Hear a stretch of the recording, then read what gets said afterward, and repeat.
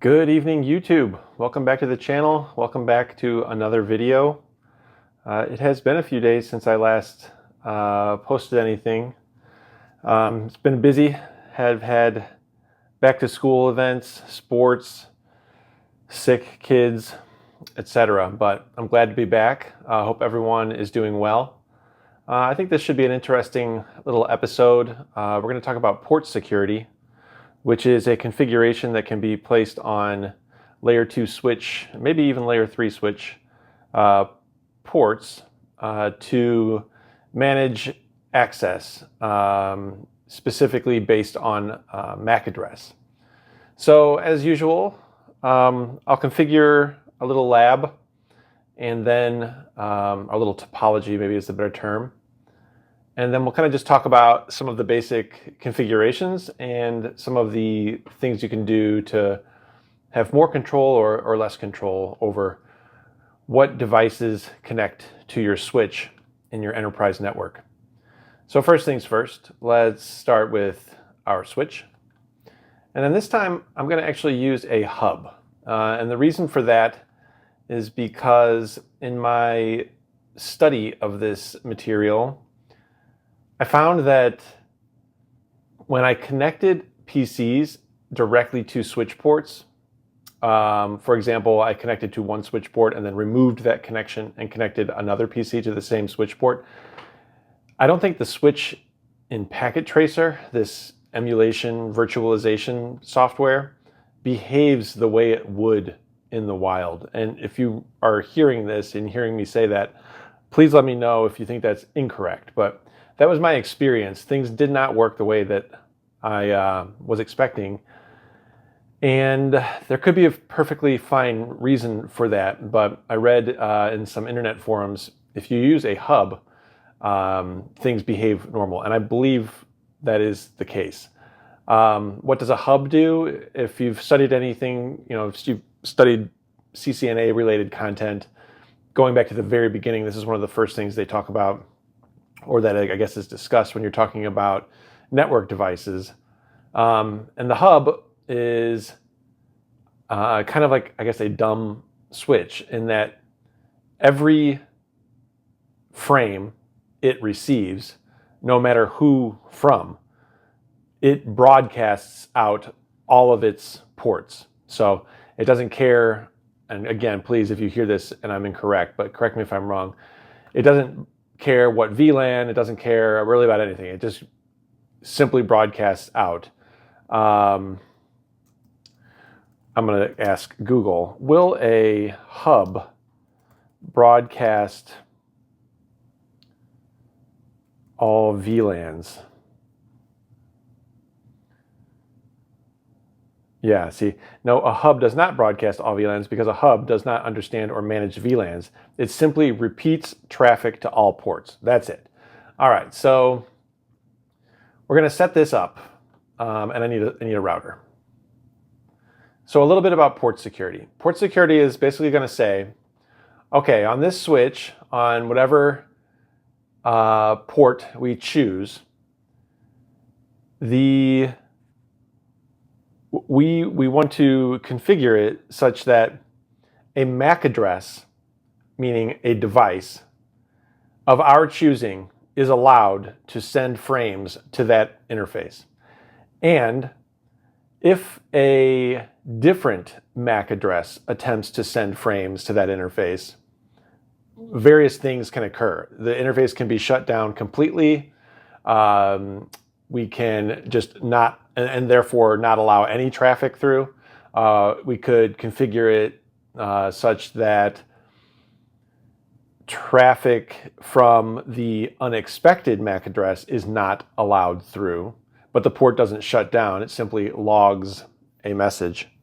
And then there's another one where traffic is not allowed through, the port stays up, and no message is logged. So we'll experiment with each of those by flipping basically back and forth between these PCs, designating which one we want to allow on our switch port that we'll choose, and the way we will trigger the error sequence or the error state is by sending a frame a ping, ICMP, from the unexpected or the disallowed MAC address, and we'll see what it does. All right, to this router. So let's do this. Let's do the connections real quick here. So we'll go from fast Ethernet 0 to fast Ethernet 0, 0 to 1, 2 to 1, and then 2 to gigabit 0, 0, 0.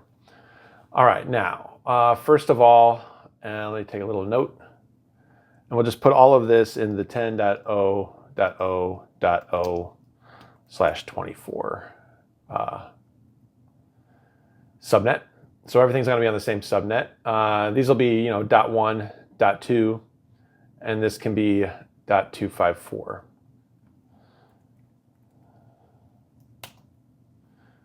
I don't like how that behaves. 254, just to make it a little bit more readable, .1 and .2. And as you might be able to see, I've set a preference on Packet Tracer to show all of the port numbers, interface numbers or labels, I guess maybe is a better term, because I find that helpful when looking back and forth. All right, so let's set up the IP addressing. All right, so this will be on config.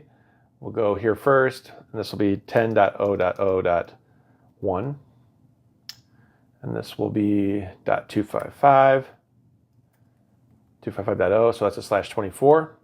And we'll go ahead and set the default gateway 10.0.0.254 for our router, which we will set up in a second.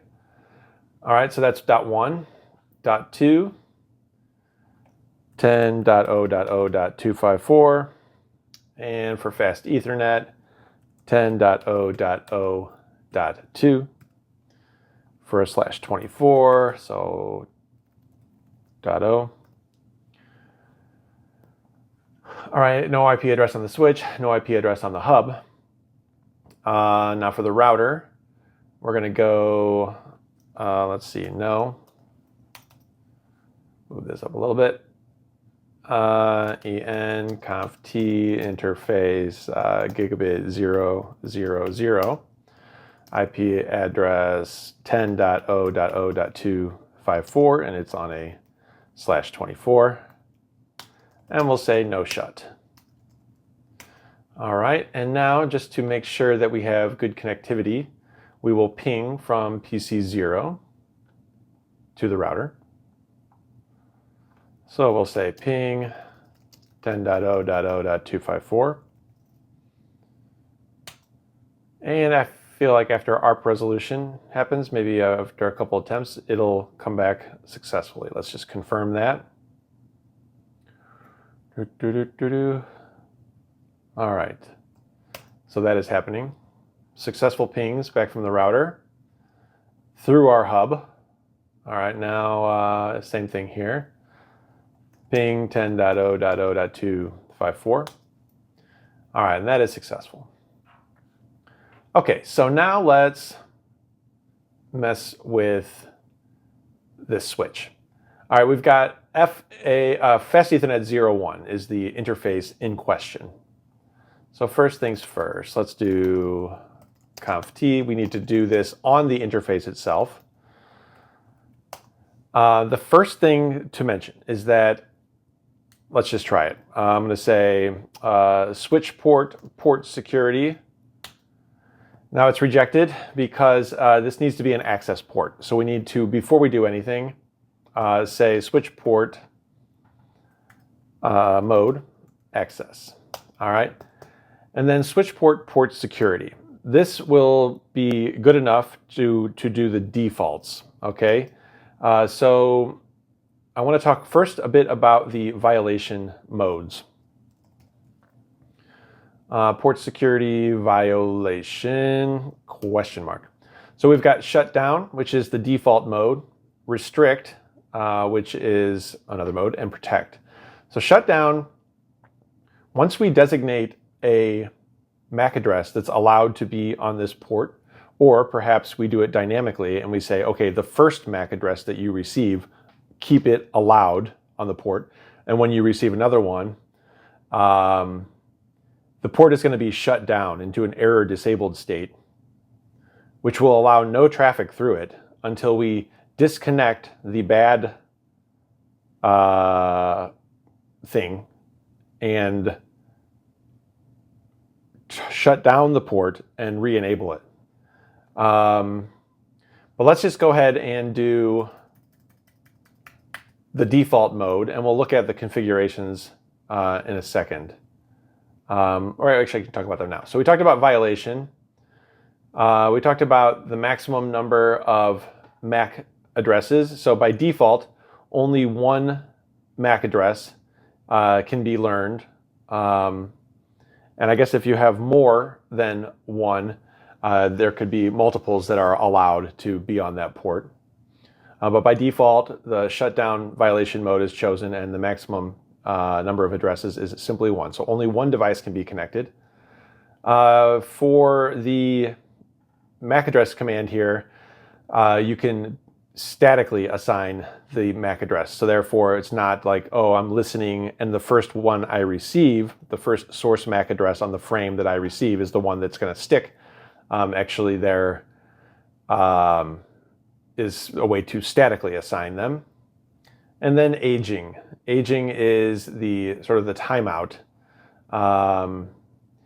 So the length of time that, if the interface has not received a frame from the allowed MAC address, you can set a time by which it will jettison that allowed address and like be reopened. And so, okay, there's that. There is this whole other notion of sticky MAC addresses, and I want to like look it up real quick. Sticky MAC address description. Cisco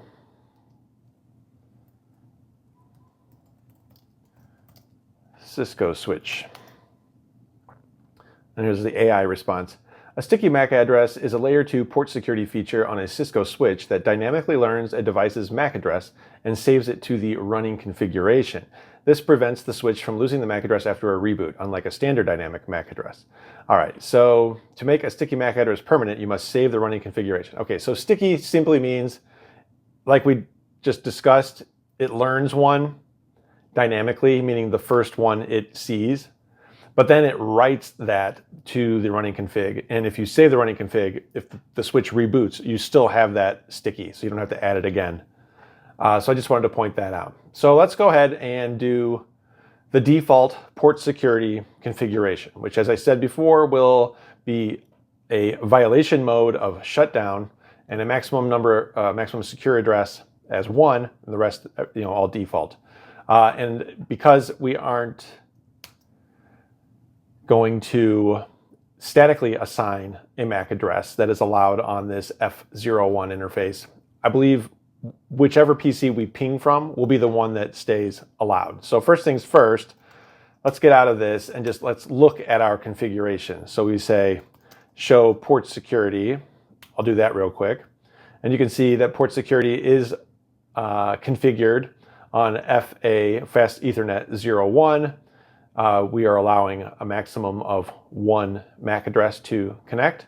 There aren't any connected yet. There are no security violations yet, so we haven't had any bad actors try to connect. And we are on a default violation mode of shutdown. We can also port security, and then we can also look at it on the interface itself. This gives us a little bit more information, but we do know now that the port security mode is enabled. The port is up. It's in secure up, meaning that it's up and port security is enabled. Violation mode again of shutdown, no aging type or no aging time. I guess that means, it'll never age out. Aging type absolute. That means if you set, let's say, for example, an aging time of 5 minutes, it's going to count down. And even if it has received a frame from the device, from the MAC address that is allowed, it will still age out. That's what absolute means in this context. Secure static address aging disabled, so there's no aging. Okay, maximum number of MAC addresses, total connected, configured. There's nothing static configured, nothing sticky, nothing that's going to be written to the the memory running config. And nothing's going to be written to the running config. Therefore, if the device reboots, it'll be lost. Last source, okay, so there's nothing that's been received and no violation. Now let's send a ping from PC1 out to the router again. Okay, and we're getting a good response. And now we'll show this one more time. Let's first of all show port security. Okay, so we do have a current count, current address, and that is showing there in the table. And then if we look here, all right, everything remains the same. We've got total MAC address of 1 now, and the last source address, the last source MAC address, 7CDD. So let's just confirm that on the config settings on this 7CDD on this interface. So that is correct. So we know that the frame came from here through the hub, through Fast Ethernet 01, and was successfully allowed through, but then also was dynamically learned by our port security configuration to be the MAC address that is allowed on this port. Now we will send a frame. Let's say the bad guy snuck into the company and was like, oh, you know what? I'm going to connect to this hub, which I know is connected to this switch, and I'm going to send frames from my bad guy PC to the router and try to get around the network, etc. Learn what I can and steal some data. So let's go ahead and we'll try to ping from here again and see what happens. So he's attempting to ping, like, oh, I got connectivity. Let's see. And if you can see on the screen here, this little red flashing light, that is indicative of something good in this case. All right, so bad guy tried to ping. Notice this segment, I don't know if that's the right term. This connection is down. We got some syslog messages about how that interface was set to down. All right, let's look at our port security broad configuration. We see that the security violation is now at 1. And we see that the violation count here is at 1, that the port status is now in shutdown mode, or is in shutdown status, and that the last MAC address was 91A7. Let's confirm that that's our bad guy's MAC address, bad guy, and it is 91A7. Okay, so that is the default behavior of port security. Bad guy connects, and once his frame reaches the interface on which we've configured port security, the whole frame gets shut down and no traffic is allowed through. So that's, I think, a pretty nice result. Let's now talk about how we get this thing back up. Let's see. Cisco switch, how to re-enable port down due to port security. Of course, we do no shut and shut, but there's another way. Yeah. Error disable, but I don't think, okay, so there's two ways. There's error disable, and it looks like this. Error disable, and I don't know if this may be in conft. I don't think it's in packet tracer. That's what I'm trying to say. Error disable. Yeah, there's no option for it, but it looks like this. Error disable, recovery, etc., etc., etc. There's going to be some different options, but you can bring the port back up that way. And actually, I wonder if I go into Internet Fast Ether interface Fast Ethernet 01. Does it have error disable? No. All right, so that's not on. I don't think that's on Packet Tracer. Is error disable available on Packet Tracer? No, the full error disable feature, including the recovery commands, is not available on Packet Tracer. While some versions of Packet Tracer might show a port in an error disabled state, you cannot use the necessary commands to configure or recover from it. To practice the full functionality, use more advanced. Yeah, when we get to like the CCNP level, which I plan to do after this, I might invest in a better. Actually, there's the CML. That's like the new one from Cisco, which I should probably become more familiar with. But I think when I do my sort of document my CCNP studies, I will use that. And I assume stuff like this will be on there. But Packet Tracer is missing a few things. I was thinking about it tonight as a side note. I think I'm going to do this CCNA once I finally take the test and pass it. And then I think I'm going to go directly into CCNP security. But I'm not sure. I'm not sure what I want to do yet.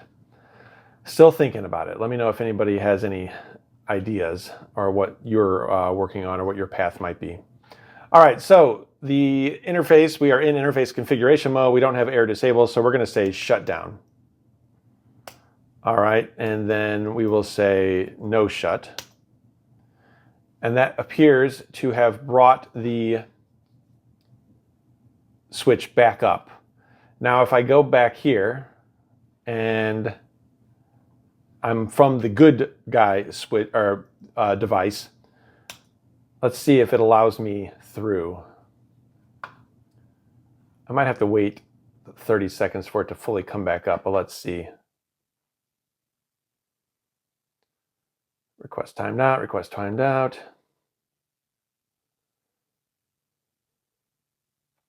I got one reply at the end, so it's back up. It's successfully allowing me through, and all is well. Now I want to change this up.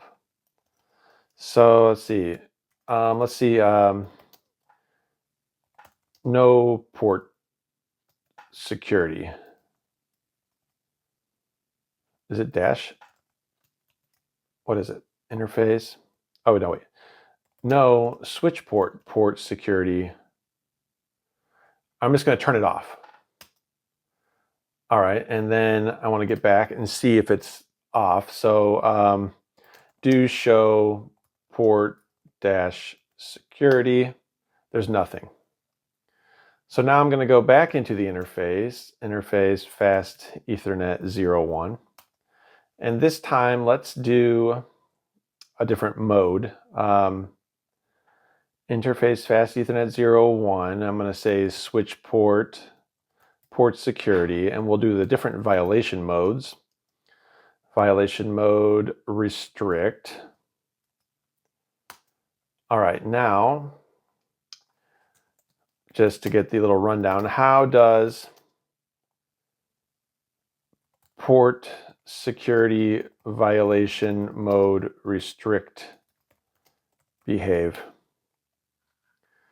In restrict mode, port security drops packet from unknown MAC addresses while allowing traffic from known MAC addresses to pass through.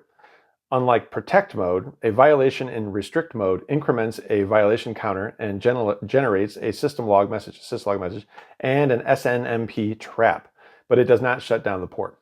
I'm curious if we'll get the logs, but let's try it. All right, so we're in restrict. So we expect good traffic to go through, bad traffic not to. Let's look at our configuration and see if there's any address that is like actually already allowed, or were they all blown away when we killed the configuration a second ago? So we'll say, let me get out of this. Show port security, no. show port security, interface fast Ethernet 01. All right, so there's no MAC address. The total MAC address is not populated. So let's send a message from good guy again. All right, now I would expect this to have changed. It has. Now total MAC addresses is 1. All right, and then let's send a message from bad guy and see how it behaves. So bad guy got a message back. That's weird. Now what did this do? Total MAC addresses is 2.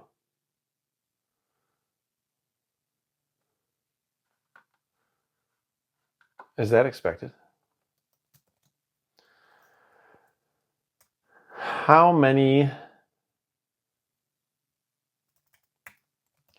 addresses does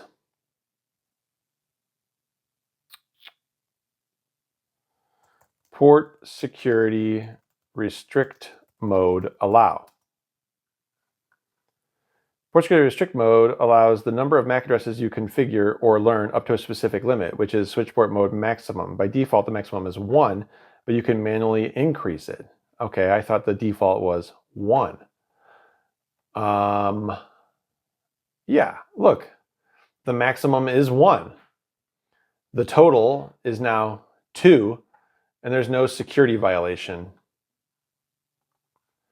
So that doesn't make a whole lot of sense. Both of these are allowed. Let me do this. Get another PC. PC2. And we'll say bad guy 2. And we'll connect him to the port or to the hub. All right, and he's going to have 10.0.0.3.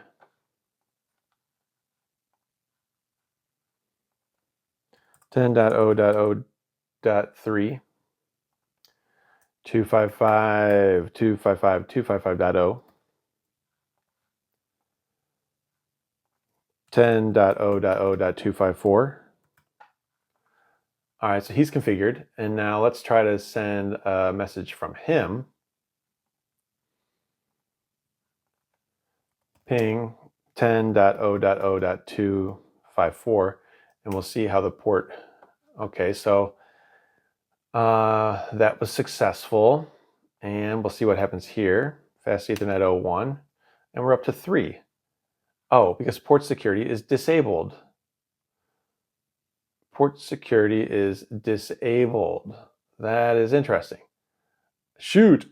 Yeah, because I didn't do it correctly. All right, I think I needed to do conf t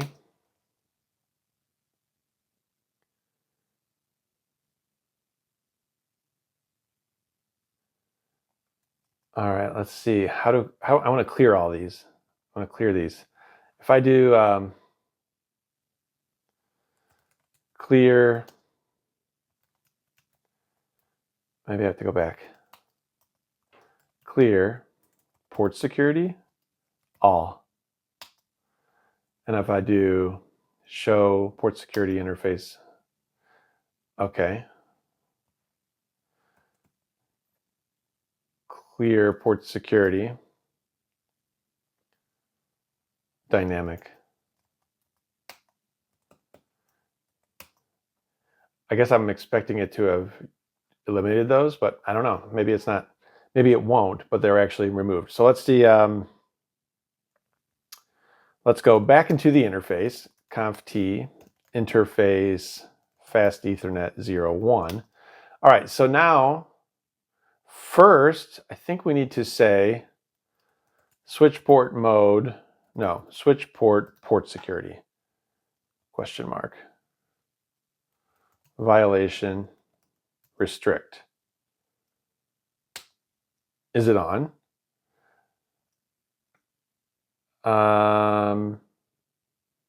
Exit. Do show port security. No port security is enabled.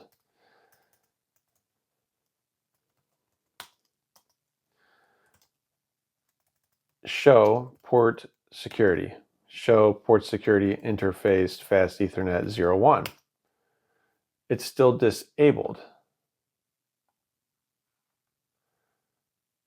Error down.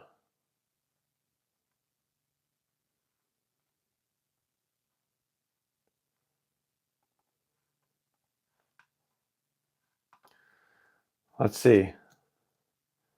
Port security disabled. Secure down. Restrict. Absolute disabled.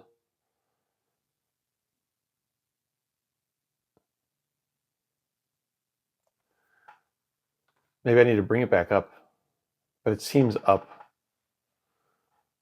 Conf T interface fast Ethernet 01. Shut down. No shut.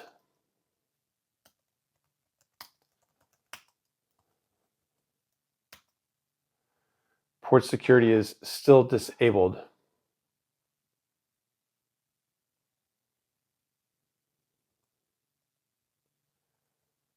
Conf T interface fast Ethernet 01.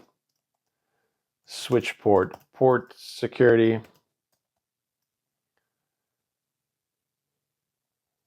Enter. Switch port security. Yeah, let's see what it is now. Exit. Do. Show port security.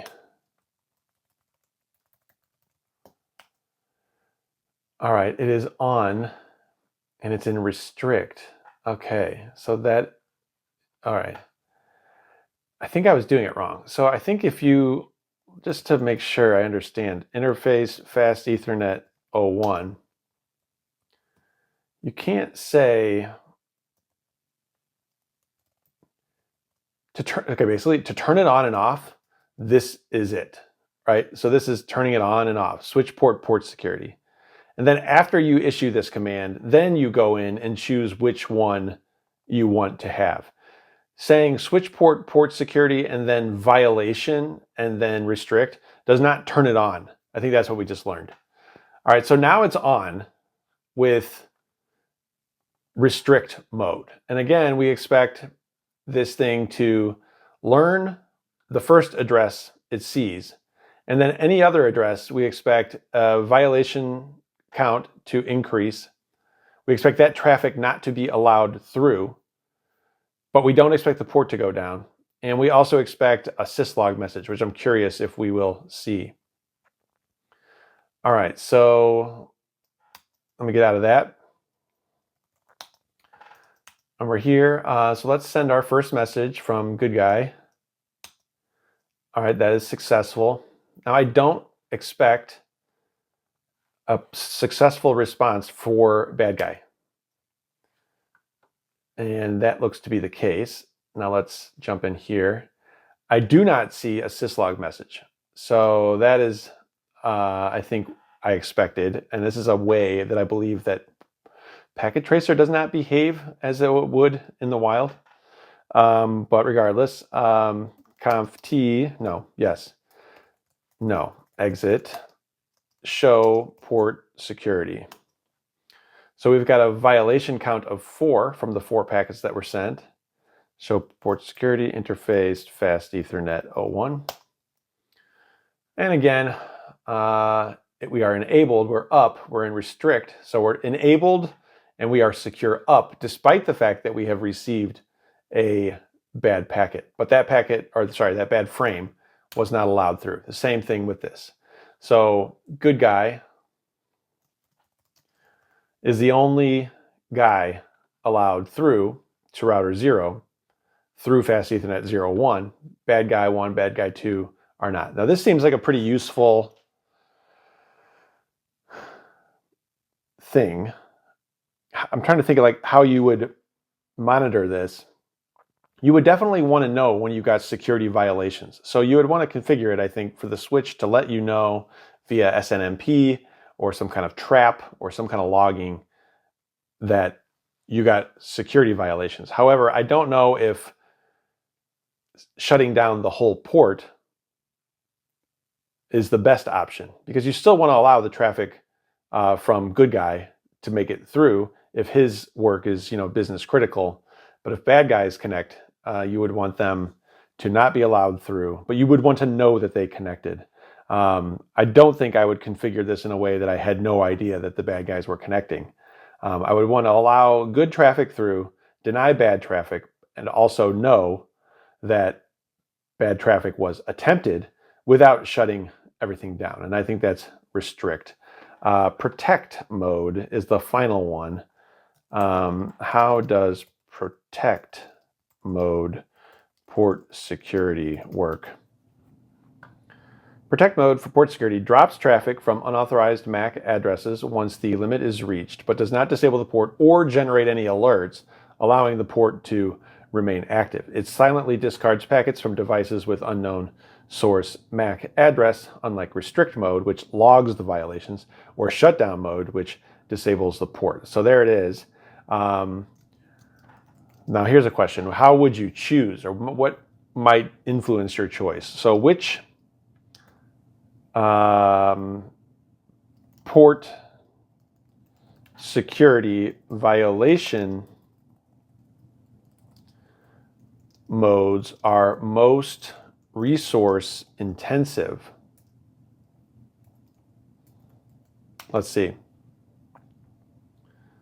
The restrict violation mode is the most resource intensive of the port security modes. The protect mode is also resource intensive, but less so, while the shutdown mode requires the least CPU of the three. The key difference in resource usage comes from how each mode handles violating packets. All right, so that is the fundamental rundown of port security.